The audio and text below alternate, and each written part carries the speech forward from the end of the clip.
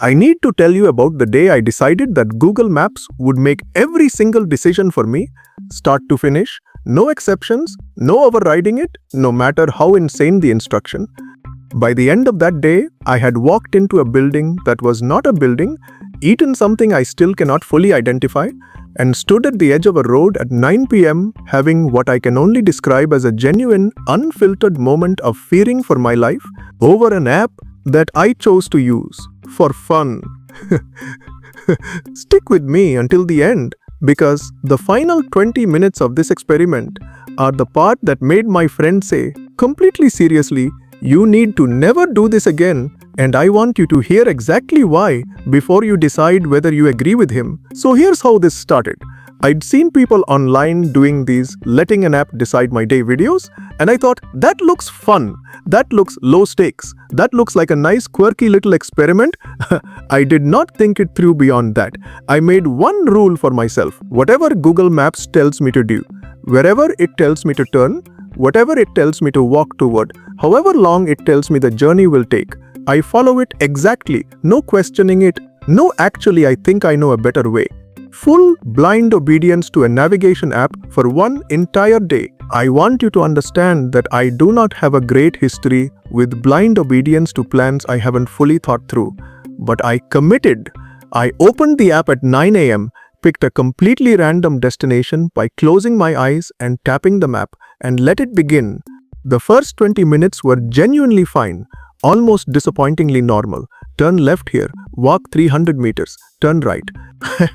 I felt a little silly, honestly, like I'd built up this whole experiment for something that was just walking, following directions, the most boring possible outcome for a video, and then it told me to turn left into what was very clearly not a path.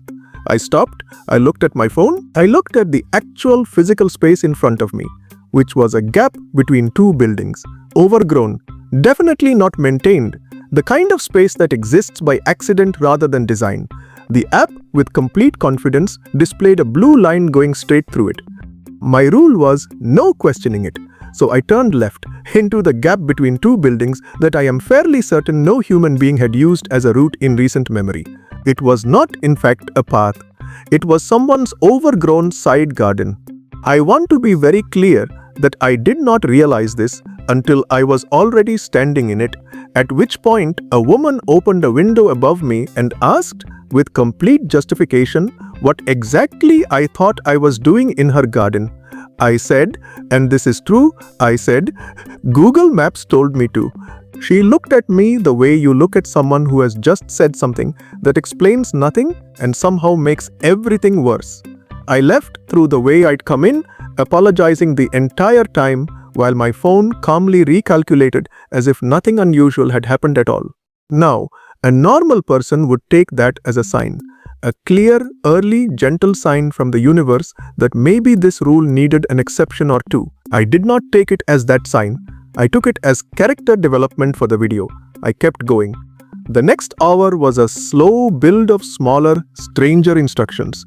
It told me to enter a building that, once I was inside, turned out to be a private office complex with a security guard who looked at me with deep suspicion as I stood in the lobby, staring at my phone, waiting for further direction. It told me to take a route that walked me in a complete, deliberate circle around the same block 3 times, for reasons I genuinely could not explain, possibly recalculating, possibly just testing my patience. Possibly the app had developed its own sense of humor about the whole situation.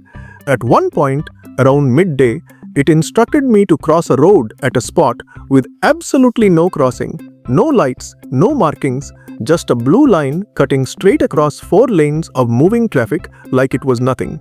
I stood at the edge of that road for a solid 2 minutes, phone in hand, watching cars pass, having a very real internal debate about how committed I actually was to this rule I had made for a YouTube video. I want you to know that I did not cross there. That was the first and only time all day I broke my own rule, and even then I only broke it by half. I walked 50 meters down to an actual crossing, used it, and then rejoined the route. I tell you this because it's important for the ending of this story, which I promise is coming. By 2 p.m., hungry, slightly sunburnt, and increasingly committed to a bit that was no longer fun so much as it was a low-grade survival exercise, I asked the app, completely separately from the navigation, to recommend somewhere to eat nearby with the same rule: whatever it suggests, I go, whatever it's rated, I order. It suggested a place with 3.5 stars and a single, ominous recent review that simply said, "An experience." I went anyway. Rule was the rule. I will spare you a full breakdown of what I ordered, mostly because I genuinely cannot tell you with certainty what it was. I pointed at the top result on the menu page, ordered it exactly as written, and what arrived was something that I think generously was meant to be a regional dish I had never heard of, prepared in a way that even the staff seemed mildly surprised by when they brought it out. I ate it. The real turning point, though, the part 1 promised you at the start, happened around 9 p.m. By that point, the app had taken me on what I can only describe as a deeply inefficient, almost suspicious tour of the entire city. We had walked in circles. We had cut through a stranger's garden. We had eaten something unidentifiable. And now, as the sun was fully down, it gave me a final instruction for the day. Walk along a stretch of road with no pavement, no streetlights, and I want to stress this, no pedestrian access of any kind, running directly alongside a fast, narrow road with almost no visibility. I stood at the start of that stretch and I felt, for the first time all day, something shift from "this is a fun bit" to "this could actually be a problem." Cars were moving fast. There was no shoulder to speak of. The blue line on my screen calmly continued straight down the edge of that road like it was the most normal route in the world. This is the moment my friend, who I'd been sending updates to all day because I am not, in fact, completely reckless, called me. Not texted, called, and said, with no humor in his voice at all, "Where are you right now? Send me your location." I sent it. There was a long pause, and then he said, "Do not walk there. I don't care what the app says. Do not walk there." And here's the moment I actually want you to think about, because this is the one decision of the entire day that matters. I had followed this rule fully all day, through a stranger's garden, through mystery food, through pointless circles around the same block. But standing at the edge of that unlit road, phone in hand, blue line glowing calmly toward genuine danger, I broke the rule completely. I turned around. I called a cab. I went home.